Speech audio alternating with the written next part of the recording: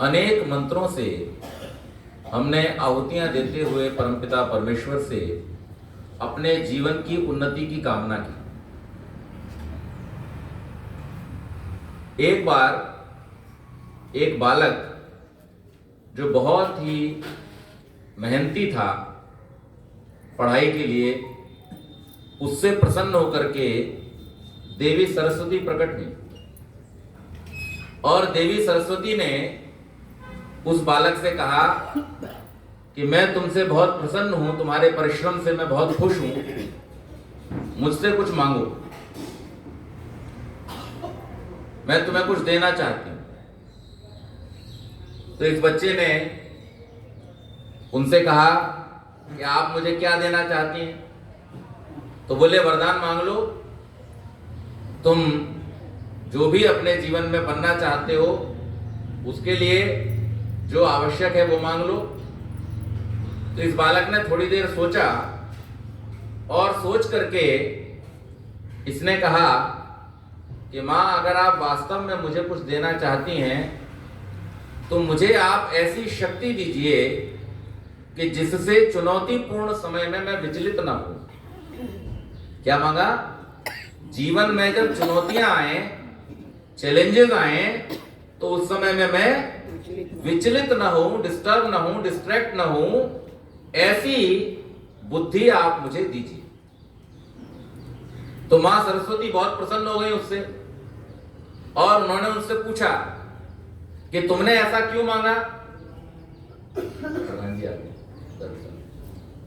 तो तुमने ऐसा क्यों मांगा?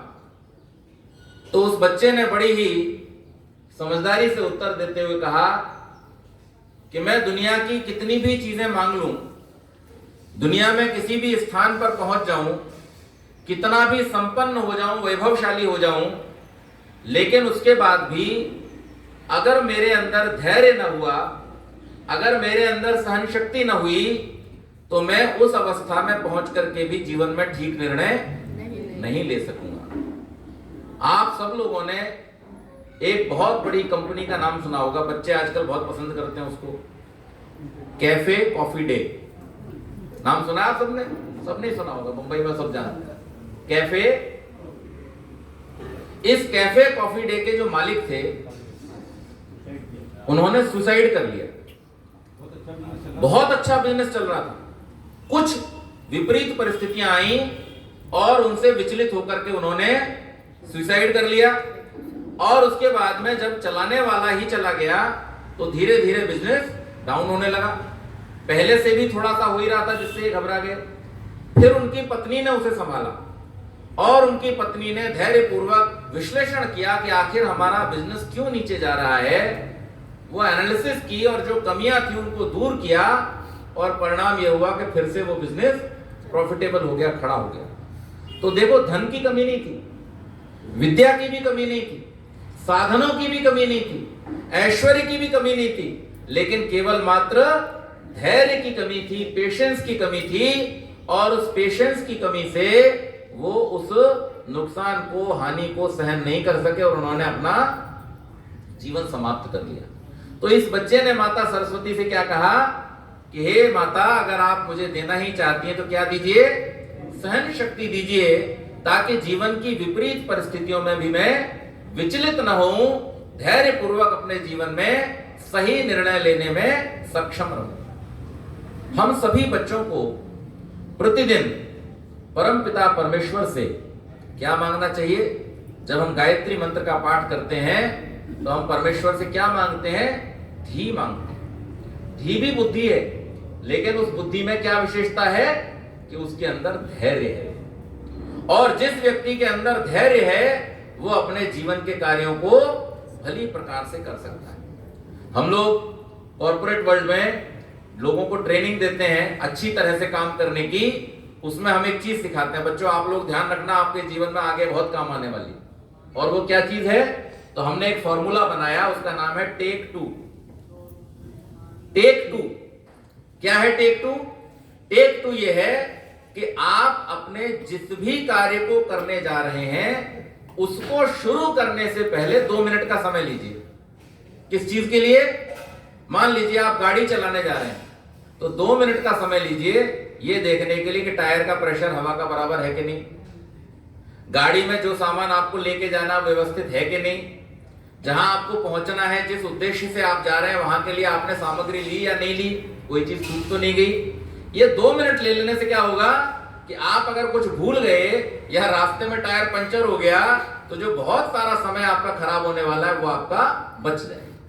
इसी प्रकार से आप किसी प्रोजेक्ट को स्टार्ट करना चाहते हैं, किसी पढ़ाई को स्टार्ट करना चाहते हैं, तो वहां पर भी 2 मिनट पहले विचार करें कि मैं इस अध्याय को टारगेट वाइज उसको बना लें कि हमें इस तरीके से इसको याद करना है, और उसको भागों में विभाजित करके जब आप उसकी तैयारी करेंगे तो वो आपको आसानी से ग्रहण भी हो जाएगा। और विशेष रूप से परीक्षा के समय में इस बात का ध्यान रखना चाहिए। तो ये जो टेक 2 है ये हमारे लिए है तो बहुत छोटी सी प्रक्रिया, लेकिन कई बार हमारे जीवन में बड़े भारी संकटों से हमको बचा लेती है। इसी प्रकार से जब आपको रिएक्ट करना हो, हम लोग कोई जब हमसे कुछ कहता है, हमें प्रिय लगे या अप्रिय लगे, दोनों ही परिस्थितियों में हम बहुत जल्दी रिएक्ट करते हैं। तो वहां पर क्या करना है, वहां पर भी 2 मिनट लीजिए। उस बात को जिसे सुन के आप बहुत खुश हुए हैं या उस बात को जिसे सुनकर के आपके मन में क्रोध आया है, दोनों ही परिस्थितियों में क्या करें, 2 मिनट सोचें कि ये बात क्यों है। और फिर उसके बाद जब आपको रियलाइज हो जाए कि ये बात क्यों है, क्यों कही गई है, तब आपको अगर उचित लगे तो उत्तर दें, नहीं तो शांति से उसको स्वीकार करें। ऐसा जब आप करेंगे तो आपका व्यवहार कैसा हो जाएगा, बहुत श्रेष्ठ हो जाएगा, बहुत सुंदर हो जाएगा। एक बार एक राजा थे, मगध के राजा, उनका नाम था चित्रांगद। और चित्रांगद जो राजा थे बड़े प्रजावत्सल थे, प्रजा को बहुत प्यार किया करते थे। प्रजा की उन्नति के लिए जो कुछ भी आवश्यक है वो सारे पदार्थों को उन्होंने जुटा रखा था। बड़े बड़े भोजनालय उन्होंने बनवा रखे थे, धर्मशालाएं बनवा रखी थी, अच्छे अच्छे विद्यालय बना रखे थे, चिकित्सालय बना रखे थे। प्रजा को किसी भी प्रकार की समस्या ना हो ऐसी सुंदर व्यवस्था उन्होंने वैदिक संस्कृति की जो व्यवस्था है उसके अनुसार कर रखी थी। और न्यायालयों में उन्होंने इतनी सुंदर व्यवस्था की थी कि जो वाद वहां पर आया भी है, पहले तो ये प्रयास था कि वाद ना हो, लेकिन अगर कोई वाद हो भी गया है, विवाद आया है, तो उसका निर्णय भी कैसे किया जाए, शीघ्रता से किया जाए, महीनों के लिए, वर्षों के लिए उसको टाला ना जाए। तो इसके कारण से प्रजा बड़ी सुखी थी, बड़ी आनंदित थी। एक दिन वो ऐसे ही निकले हुए थे देखने के लिए सब लोग सुखी हैं कि नहीं है, और फिर वहीं से उनका मन किया नगर से कि दूसरे नगर की ओर चले, और रास्ते में जंगल था, एक वन जैसा था। उस वन में जब वो अंदर गए तो उन्हें कुछ आश्रम जैसा दिखाई दिया, कुटियां दिखाई दी। तो उनका भी मन किया कि चलो देखते हैं यहाँ पर कौन रह रहा है, और वो उस कुटी के अंदर चले गए। वहां पर देखा कि एक गुरुजी थे, एक सन्यासी थे, और वो बहुत सारे बच्चे उनके पास थे, उनको सिखा रहे थे, पढ़ा रहे थे। उन्होंने देखा ये तो बहुत विद्वान सन्यासी हैं और इतनी सुंदर इन्होंने आश्रम में बच्चों के लिए व्यवस्था कर रखी है, तो इन्हें मुझे कुछ सहयोग करना चाहिए। टेक 2 नहीं किया, क्या किया, देख करके तुरंत प्रभावित हुए, और प्रभावित होकर के उन्होंने क्या किया, उनको जाकर के अपना प्रपोजल रख दिया कि गुरुवर आप इतना सुंदर कार्य मेरे राज्य के अंदर कर रहे हैं, मुझे बड़ी प्रसन्नता है, और मैं ये चाहता हूं कि मैं आपको कुछ भेंट करूं। तो आप बताइए, सुवर्ण मुद्राएं आदि जो भी आपको चाहिए आश्रम के लिए, वो मैं आपको भेंट कर देता हूं। तो मुनिवर जो थे वो इस बात से परिचित थे कि भाई टेक 2, तुरंत रिएक्ट नहीं करना है। और उन्होंने क्या किया, उन्होंने राजा से कहा, जी राजन, आप हमारे राजा हैं, आपने जो हमें प्रस्ताव दिया है हमें बिल्कुल स्वीकार्य है, लेकिन मैं आपसे जो कुछ भी लूंगा वो 1 सप्ताह बाद लूंगा। अभी आप 1 सप्ताह मेरा आतिथ्य स्वीकार करें, आप यहीं आश्रम में मेरे पास रहें।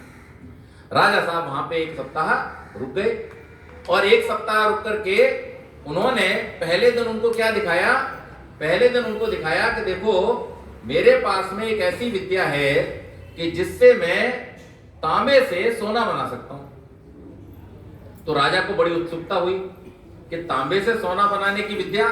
तो राजा ने तुरंत कहा, गुरुवर फिर तो आप ऐसा कीजिए, ये विद्या मुझे सिखा दीजिए, और मैं तो अपने राज्य को इतना वैभवशाली बना दूंगा, सब और सुवर्ण ही सुवर्ण, सबका जीवन सुखी कर दूंगा, जो अभी परेशान भी है उसको भी मैं सुखी कर दूंगा। उन्होंने कहा, हाँ बिल्कुल सिखाऊंगा, आप रुकिए, और धीरे धीरे हम इसको आपको विद्या को सिखाएंगे। और फिर उसके बाद में अगले 5-6 दिन उन्होंने जो उनकी नियमित गतिविधियां थी गुरुकुल की वो की, और आध्यात्म का उपदेश वो राजा को देते रहे। 7 दिन के बाद जब उन्होंने फिर से आकर के बैठे सभा में, तो उन्होंने कहा राजन, अब मैं आपको वो तांबे से सोना बनाने की विद्या सिखाऊंगा। तो राजा क्या बोला, गुरुजी मैंने तांबे से सोना बनाने की विद्या सीख ली। क्या सीखा राजा ने उतने दिनों में? उतने दिनों में राजा ने यह सीख लिया कि वो राजमहल से बाहर था, उसके साथ में कोई बड़ी सेना नहीं थी, उसके सामने कोई बहुत बड़े बड़े अच्छे अच्छे पकवान नहीं थे, उसके सोने के लिए कोई बहुत मखमली बिस्तर नहीं थे, लेकिन उसके बाद भी वो राजा वहां पर कैसा था? अत्यंत प्रसन्न था। उसका चित्त कैसा था? शांत था। उसके मन में किसी प्रकार की कोई चिंता नहीं थी, विकार नहीं था। जब 7वें दिन मुनिवर ने कहा कि आइए आपको सोना बनाने की विद्या, बोले मैं तो विद्या सीख चुका हूं और अब मुझे ये पता चल गया कि साधनों के पीछे भागने में कभी सुख नहीं मिलेगा, बल्कि अपने आप पर काम करने से, अपने आप की उन्नति करने से, अपने जीवन को सही मार्ग पर चलाने से ही मेरे जीवन का कल्याण हो सकता है, और वही वास्तव में सुवर्ण है जो मेरे जीवन को सुख पहुंचाने वाला होगा। तो हम बच्चे जब परमात्मा से प्रार्थना करें अपने जीवन की उन्नति के लिए, और प्रार्थना करनी चाहिए कि नहीं करनी चाहिए? क्यों करनी चाहिए? बहुत सुंदर, बहुत सुंदर। बिटिया कह रही है जिससे हमको सद्बुद्धि मिले। और बताइए प्रार्थना क्यों करनी चाहिए? आप बताओ। प्रार्थना करनी चाहिए, आशीर्वाद मिले। और बताओ, आप बताओ बेटा, प्रार्थना करनी चाहिए, क्यों करनी चाहिए? बहुत बढ़िया, बहुत सुंदर। हाँ बेटा आप बताओ, प्रार्थना करनी चाहिए? हमारी उन्नति हो। हाँ, प्रार्थना करनी चाहिए, आशीर्वाद मिलता है। हाँ जी, प्रार्थना करनी चाहिए। तो बताई देगा। तो हमें प्रार्थना अवश्य करनी चाहिए, लेकिन हमें यह जानना चाहिए कि हमारी प्रार्थना कैसी हो, है ना? तो हमारी प्रार्थना में 2-3 बातों का हमें ध्यान रखना चाहिए। सबसे पहले तो हम ये जाने प्रार्थना क्या होती है। प्रार्थना का अर्थ यह है कि जो भी कार्य हम सिद्ध करना चाहते हैं, जैसे हम परीक्षा में पास होना चाहते हैं, उत्तीर्ण होना चाहते हैं, प्रथम आना चाहते हैं, तो हमारी प्रार्थना कैसी हो कि हम पहले तो खूब पढ़ाई करें। क्या करें? खूब पढ़ाई करें, यानी अपना जो पुरुषार्थ है, अपने जो एफर्ट्स हैं, उनमें किसी तरह की कमी न करें। और जब हम अपनी तरफ से पूर्ण पुरुषार्थ कर लें, पूरी तैयारी कर लें, पूरी पढ़ाई कर लें तत्परता के साथ में, अच्छी की तरह से, तब फिर क्या करें? फिर हम भगवान से प्रार्थना करें कि हे परमेश्वर, मैंने अपने सामर्थ्य से, मैंने अपनी शक्ति से, अपने प्रयास से, पूरी तत्परता से पढ़ाई की है। अब कृपा करके आप मुझे जो मेरा उद्देश्य है उत्तीर्ण होने का, जो मेरा उद्देश्य है ज्ञानवान होने का, उस उद्देश्य की प्राप्ति में मुझे सहयोग करें, मुझे उस उद्देश्य में सफलता दिलाएं। तो ऐसे जो प्रार्थना करेगा उसकी प्रार्थना कैसी प्रार्थना होगी? सच्ची प्रार्थना होगी, और वो सफल होगी। और जो व्यक्ति साल भर तो पढ़े नहीं और परीक्षा का समय जब आए तब भगवान के सामने बैठ जाए हाथ जोड़ करके कि भगवान मुझे पास करा दो, भगवान मुझे अच्छे नंबर दिला दो, तो उसकी प्रार्थना अच्छी प्रार्थना है? उसकी प्रार्थना सच्ची प्रार्थना नहीं है। तो प्रार्थना करने का तरीका क्या है कि पहले अपना पूरा पुरुषार्थ करना, और अपना पूरा पुरुषार्थ करने के बाद में फिर भगवान से अपने कार्य की सफलता के लिए प्रार्थना करना। दूसरे, प्रार्थना करने से क्या होता है? प्रार्थना करने से 2 बड़े लाभ होते हैं।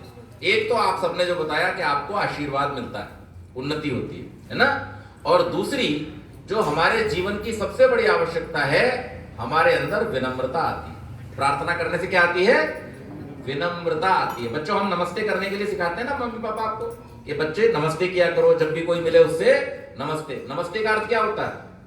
नमस्ते में 2 शब्द जुड़े हुए हैं, पहला है नमः, दूसरा ते आपको। मैं आपको नमन करता हूं, मैं आपके सामने झुकता हूं, और सामने वाला भी आपसे क्या कहता है? नमस्ते, मैं भी आपके सामने झुकता हूं, आपका आदर करता हूं, आपको नमन करता हूं। और इससे क्या होता है? इससे भी 2 लाभ होते हैं। एक तो हम जब नमस्ते करते हैं तो सामने वाला भी खुश, हम भी खुश, है ना? और एक दूसरे के प्रति प्रेम बढ़ता है। लेकिन आपको एक वैज्ञानिक बात बतलाता हूं, हमारा जो दिमाग है इसके 3 हिस्से हैं, एक दायां, एक बायां और एक पीछे का। पीछे का जो हिस्सा है, जैसे हम क्या कहते हैं, मेड्यूला कहते हैं साइंस की भाषा में, मेड्यूला ऑब्लोंगटा, ये उसका नाम। उस का काम क्या है, हमारे शरीर की जो गतिविधियां हैं, जो हमारी रीढ़ की हड्डी से चलती है, उनको नियंत्रित करता है। लेकिन ये जो दाएं बाएं वाले भाग है ना, ये बड़े कमाल के, ये हमारे सब कार्यों को सिद्ध करने की जो शक्ति है वो हमको देते हैं। तो जब हम अपने दोनों हाथों को ऐसे जोड़ते हैं तब क्या होता है, इनकी जो इलेक्ट्रिक शक्ति है, जो इनकी विद्युत है, वो क्या होती है, यहां आकर के सम हो जाती है। कैसी हो जाती है, सम। हमारे शरीर के दाएं हिस्से को हमारा बायां मस्तिष्क चलाता है, हमारे बाएं हिस्से को दायां मस्तिष्क चलाता है। और इसलिए जब हम इन दोनों को मिलाते हैं, भजन करते समय भी, प्रार्थना करते समय भी और किसी से मिलते समय भी, तो इससे क्या होता है, हमारा जो मस्तिष्क है वो कैसा हो जाता है, बैलेंस्ड हो जाता है।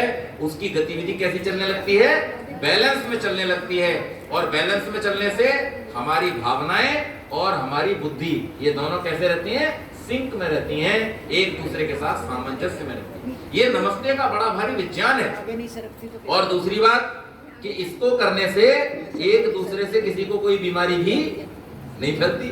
हाथ मिलाने से तो बीमारी फैलने का डर है, लेकिन जब आप नमस्ते करते हैं तो किसी से कोई बीमारी नहीं फैलती। तो प्रार्थना करने का जो पहला लाभ था वो क्या बतलाया मैंने आपको, कि आपको सबसे पहले तो जब पुरुषार्थ आप करते हैं तो उसके साथ में आपके अंदर योग्यता आती है। और जब प्रार्थना करते हैं तो हमारे अंदर जो अहंकार है, हमारे अंदर जो दोष है, वो दूर होता है और हम कैसे हो जाते हैं, विनम्र हो जाते हैं। और जब हम विनम्र हो जाते हैं तो हमारे साथ सबका व्यवहार भी कैसा हो जाता है, प्रेम पूर्ण हो जाता है, अच्छा हो जाता है। सब हमें पसंद करते हैं, सब हमें प्यार करते हैं। विद्या का तो लाभ ही है विनम्रता। विद्या ददाति विनयम। विद्या जब हमारे पास हो तब क्या आना चाहिए, विनय आनी चाहिए। और जो विद्या से विनयशील हो जाता है उसको क्या मिलता है, विनयाति याति पात्रताम। विनय से हमारे अंदर क्या आता है, पात्रता आती है, हम एलिजिबल बनते हैं और ज्यादा उन्नति करने के लिए हम योग्य बनते हैं। पात्रत्वात् धनमाप्नोति, जितने जितने आप योग्य होते जाते हैं उतना उतना आपका ऐश्वर्य बढ़ता जाता है। और धनेन धर्म, उस ऐश्वर्य से आप धर्म का काम कर पाते हैं। ततः सुखम, और उससे हमारे जीवन का सुख बढ़ता है। सुकरात का नाम सुना है, कितने लोगों ने सुना है सुकरात का नाम? सबने सुना है? बच्चे सबने सुना है ना सुकरात का नाम? सोक्रेटिस। उनको क्या बोलते हैं वहां की भाषा में, उनका जो नाम है वो सोक्रेटिस, और यहां पर हम लोग उनको सुकरात बोलते हैं। तो सुकरात जो थे बहुत बड़े दार्शनिक थे, उन्होंने बहुत अच्छी अच्छी थ्योरीज दुनिया को दी, फिलोसफी की। तो एक बार उनका एक शिष्य उनके पास में आया उनसे कुछ कहने के लिए। सुकरात जो थे वो देखने में बहुत सुंदर नहीं थे, हमारे जैसे ही थे, ज्यादा सुंदर नहीं थे। और जब ऐसे थे तो वो एक दिन उनके कक्ष में जब उनका शिष्य आया तो शिष्य ने देखा कि सुकरात शीशे के सामने खड़े। तो शीशे के सामने जब सुकरात को खड़ा देखा तो वो थोड़ा सा हंस गया, उसकी मुस्कान निकल गई। क्यों निकली मुस्कान, क्यों हंसी आई उसको? उसने कहा है तो ऐसा, और शीशे के सामने ऐसे खड़ा है जैसे जाने कितना सुंदर हो। ऐसा विचार उसके मन में आया तो उसकी हंसी छूट गई शीशे के सामने खड़ा देख करके। तो सुकरात ने उसको बुलाया। अब जब इसको ये एहसास हुआ कि सुकरात ने जान लिया है कि मैं इन पर हंस रहा हूं, तो इसे बड़ी लज्जा हुई, शर्म आई, है ना। किसी बड़े पर अगर हम हंसे तो हमें कैसा लगता है, खराब लगता है ना फिर। तो जब उन्होंने इसको बुलाया, अपने पास बिठाया, बोले बेटा क्यों हंसे? तो ये शांत था, इसने कुछ उत्तर नहीं दिया। उन्होंने कहा मैं समझ गया तुम क्यों हंसे, तुम इसीलिए हंस रहे थे ना कि मैं ऐसा बदसूरत हूं, लेकिन फिर भी शीशे के सामने क्यों खड़ा हूं?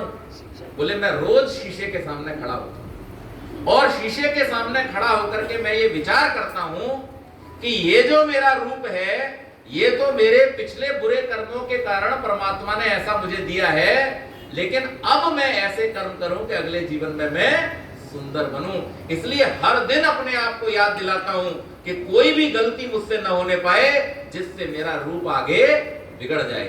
तो वो शिष्य, अब उसमें थोड़ी सी हिम्मत आई और उसे लगा कि गुरुजी ने बुरा नहीं माना, गुरुजी ने मेरी बात को समझ लिया।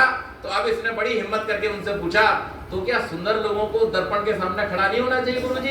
बोले बिल्कुल होना चाहिए, उनको भी खड़ा होना चाहिए और सुंदर लोगों को प्रतिदिन दर्पण के सामने खड़े होकर के विचार करना चाहिए कि पिछले शुभ कर्मों से हमें ऐसा सुंदर रूप मिला है, हम क्यों ना और अच्छे सुंदर कर्म करें कि जिससे हमारा रूप और अच्छा हो जाए और सुंदर हो जाए। तो हम जब प्रार्थना करते हैं, हम जब अपने जीवन में विनयशीलता को लेकर के आते हैं और हम जब पुरुषार्थी बनते हैं, हम अपने जीवन में जब धैर्य को धारण करते हैं और ऐसे सुंदर सुंदर गुणों से जब अपने आप को हम युक्त करते हैं, तब हमारे ऊपर देवी सरस्वती की सच्ची कृपा होती है और उस कृपा से हम अपने जीवन में योग्यता को प्राप्त करते हैं, अपने जीवन में अनेक प्रकार के सुखों को प्राप्त करते हैं। एक और बात, सरस्वती कौन है? माता। कौन है सरस्वती? माता। तो सरस्वती माता जैसे है, इसी प्रकार से हमारे घर में भी एक सरस्वती माता होती है। कौन? अपनी माँ। अपनी माँ भी क्या है? सरस्वती माता है। क्यों? क्योंकि आप जब नन्हे मुन्ने होते हो ना, छोटे से कुछ भी करने लायक नहीं होते हो, तब आपकी माँ आपके बिना कुछ कहे आपको जो कुछ चाहिए वो देती है। देती है कि नहीं देती है? आप कुछ मांगने लायक, आप तो बोलना बहुत बाद में शुरू करते हो, लेकिन आप जब बहुत छोटे से होते हो तब भी आपकी माँ आपको जो कुछ चाहिए वो सब देती है, आपके बताए बिना जान लेती है। तो वो कितनी विदुषी होगी, कितनी ज्ञानवान होगी, है ना? और ऐसी जो ज्ञानवान माता है वो सरस्वती ही है। इसलिए हमें सबसे पहले अपनी माता को भी बहुत सम्मान देना चाहिए, उनको बहुत आदर करना चाहिए, उनको रोज उठ करके प्रणाम करना चाहिए और उनकी बातों पर कभी उनको जवाब देना। जो बच्चे अपनी माता का सम्मान करते हैं, जो बच्चे अपनी माता की बात को ध्यान से सुनते हैं और उस बात को सुन करके उसके अनुसार आचरण करते हैं, तो जैसे सरस्वती माता के आशीर्वाद से हमारा जीवन आनंदित होता है, सफल होता है, हमारी माता के आशीर्वाद से तो हमारे सारे काम बन जाते हैं। तो आज इस सरस्वती यज्ञ में आप सब लोग यहाँ पर आए, आपने इतने सुंदर ढंग से यज्ञ किया और फिर ये सुंदर भजन और प्रवचन आपने सुना। निश्चित रूप से इससे आप अपने जीवन में कोई ना कोई शिक्षा जरूर लेंगे और अपने जीवन को उन्नतिशील बनाने के लिए प्रयास करेंगे। और इसी प्रकार से जब आपकी अभी क्या आने वाली है, सबकी परीक्षाएं आने वाली हैं, तो परीक्षाओं की तैयारी करने के लिए क्या करना है? अपनी पूरी मेहनत और उसके बाद में परमात्मा से रोज रोज प्रार्थना करेंगे तो निश्चित रूप से आप सबको सफलता मिलेगी। मैं परमपिता परमेश्वर से प्रार्थना करता हूँ आप सब खूब होशियार बने, खूब आप सफल हों अपने जीवन में, स्वस्थ रहें और दीर्घायु को प्राप्त करें, समाज और राष्ट्र का कल्याण करने के लिए सदैव तत्पर रहें और आपका जीवन सब प्रकार की खुशियों से भरा हो। इन्हीं शब्दों के साथ अभी समय पूरा हो गया है, मैं वाणी को विराम दूं।